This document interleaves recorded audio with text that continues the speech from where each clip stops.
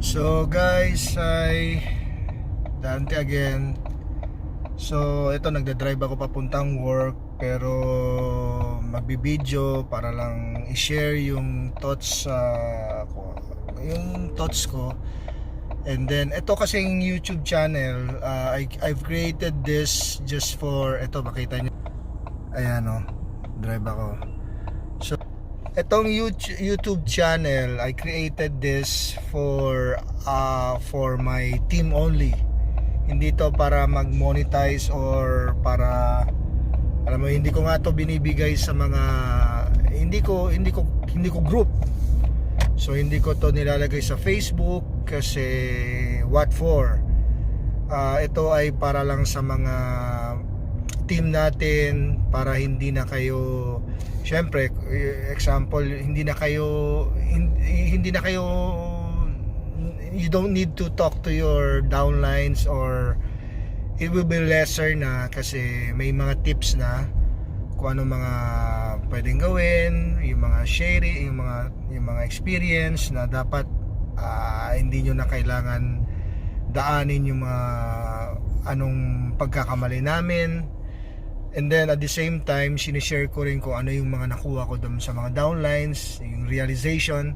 So ito yon. So isa dito ay yung mindset na nagko-concentrate lang sa downlines.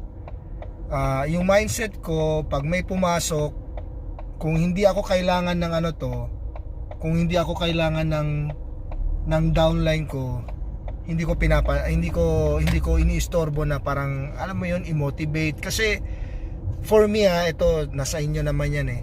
For me, nandyan na lahat sa YouTube, lahat ng motivation. Ang dami nga eh, kumaga kahit na hindi lang sa Live Good, sa mga iba-ibang channel. So meron dyan mga motivation. So ang ginagawa ko lang, concentrate lang ako. Ito sa mga yung gustong gawin yung negosyo. Sa mga yung nag-aantay lang sa 2,000 per month na yung next year, 2 years from now, o yung kikita lang sa Matrix, hindi to yung, this video is not for you.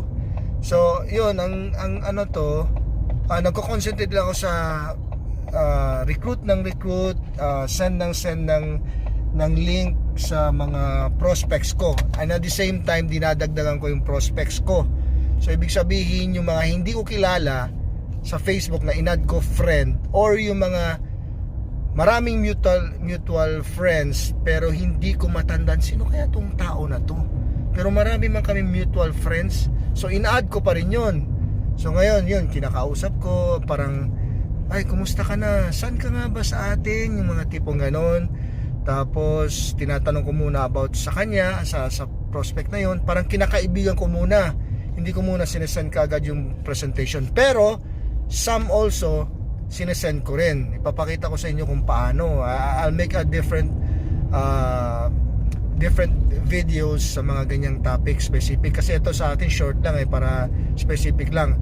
So itong topic na to, yung sa atin nga, yung mindset mo dapat sa direct, or sa prospects mo na magdidirect ka, wag sa downlines mo. Hayaan mo na yung downlines mo, kung kailangan ka lang at kung may tanong lang siya, pwede mo siyang kausapin, pwede mo siyang tutukan. Pero kung wala naman, baka nagko-concentrate yun sa pagdidirect. And then yun, example, ito, i-introduce mo yung channel, kung kailangan mo lang huwag mo nang pilitin na, kumusta. Pwede kang kumusta, tapos yun lang. Pag sinabi niya, okay lang ako, so tapos wala na siyang sinabi, ibig sabihin, he doesn't need you, he doesn't need anything. So hayaan mo lang siya. Then pwede mo sabihin na, kung may kailangan ka tulong, sabihin mo na sa akin. So wag mo nang pilitin na itatanong mo pa, may prospect ka na ba? Alam mo yung mga traditional na networking o traditional na business, yung parang pinipressure nila yung downlines nila. Eto hindi. Alam mo kung bakit?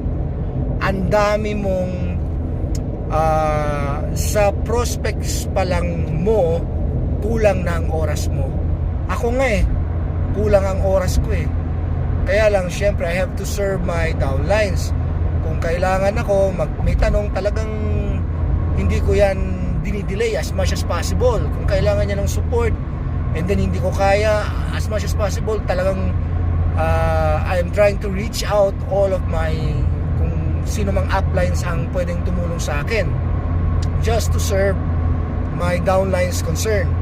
So yun, yan, ganyan ang galaw ko. So pag may nag-text yan, downlines ko, pak, diretso ka agad yan. Asikasuhin ko agad yan. Kahit pa may prospects na example, nagte-text sa akin, nagchat-chat kami na prospects ko, or nasa sa call ako, mas pina-prioritize ko yung downlines ko pag nag-text. So, for example, no, may kausap ako na prospect, tapos may nag-text yung downline ko, may concern. Yung utak ko nandun muna sa downline ko, pero nandun pa rin yung call ko sa prospect ko, hindi ko na mabibitawan yun. Pero yung concern ko nandun sa downline ko. So automatic yan sinasagot ko. Ganyan ang ginagawa ko. So ulit, ang mindset ko ay prospecting. Follow up, tapos minomonitor ko yung mga videos, kung ano-ano na ba ang prospect ko rito ay merong video. So para malaman ko kung anong isa-send sa kanya, malaman ko yung, alam mo yung ganun, alam mo yung prospect list mo, yung messenger pa lang, hindi mo na kailangan mag-create ng prospect list yung katulad dati, di ba? Sa network marketing, you have to make parang isusulat mo pa yung prospect list mo, tapos yung mga follow up, kasi dapat dito within 48 hours yung follow up. Yun yung mga training na traditional, which is ginagamit ko pa rin, pero hindi ko na nililista kasi yung messenger pa lang nandun na, prospect list mo na yon, at nalalaman mo kung ano yung mga ginawa mo kasi nandun naman lahat ng messages nandun naman kung tinawagan mo siya, nandun din yung call na naka-record. So yun na yung prospect list ko. Tapos yun, nag-add ako friends sa Facebook. Yun, kailangan i-tap nyo kaagad yung mga kakilala nyo. Kasi kanina lang may nakausap ako ng taga Saudi, usap-usap kami, tapos biglang nung sinend ko yung link, alam mo sabi niya, member na ako. Oh my gosh, sayang talaga, kasi kung malamang kung earlier pa, anyway, ganun talaga. So yan ang nangyayari ngayon, member na ako. So tapos yung mga pre-enroll ko, yung mga nag-pre-enroll, pinapollow up ko. Yung mga nagsasabi na, o sige this week, sasali na ako, pinapollow up ko yan, kasi baka hindi mo alam yung kakilala niya ay member na rin, baka dun sumama yon. So kailangan i-follow up mo, parang ipakita mo na active ka talaga, which is active ka naman talaga, pero you have to give the impression that active ka talaga, buhos ka dito. So ito ulit yung YouTube channel natin. Alam mo yon, i-introduce nyo sa downlines nyo para lesser na yung, alam mo, tatawag-tawag sa mag-question, tapos yung iba ay nahihiya pang mag-reach out sa mga uplines. So this will lessen it. So ito, i-play nyo lang habang natutulog kayo, habang nagluluto kayo, pakinggan nyo lang para yun, kung mga concerns nyo, hindi na kayo katulad namin, yung downlines ko, kahit ako, syempre tatawag sila, paano to. So minsan hindi pa kaagad-agad na nasasagot. So this will save you a lot of time. And ganun din pag malaki na yung network mo, ang gagawin mo lang, papuntahin mo lang dito sa YouTube natin. So lessen na rin ang work mo.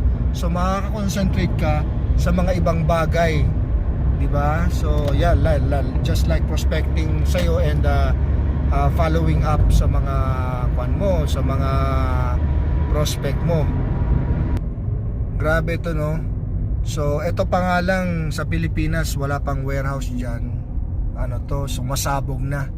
What more pa kaya kung may warehouse na dyan? So this year, God willing, ano to, magkakaroon na ng warehouse dyan, patay na, di lalong talagang sasabog yan. And then balita ko rin na sa Germany magkakaroon na rin ng warehouse. So wag na nating antayin na lahat ng places may warehouse na, saka pa tayo ano to, yung parang ano ba tawag doon, yung hahataw ba. So ngayon pa lang, hataw ng hataw lang, kasi alam mo yon, yung nagke-create tayo ng foundation ngayon. So, 'di ba sa pag gumawa ng pundasyon, binubuhos yung ano to, yung mga semento.